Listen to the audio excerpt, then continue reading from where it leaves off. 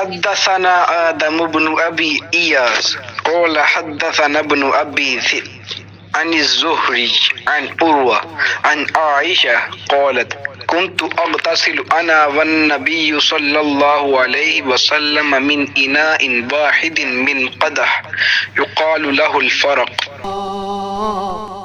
آواز حق خطبہ تیرا، آفاق تیرے سامعین، یا رحمت للعالمین۔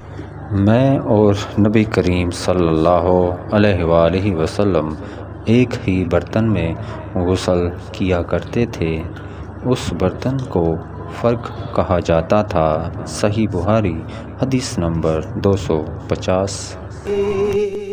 دعویٰ ہے تیری چاہت کا اس امت گمراہ کا، تیرے سوا کو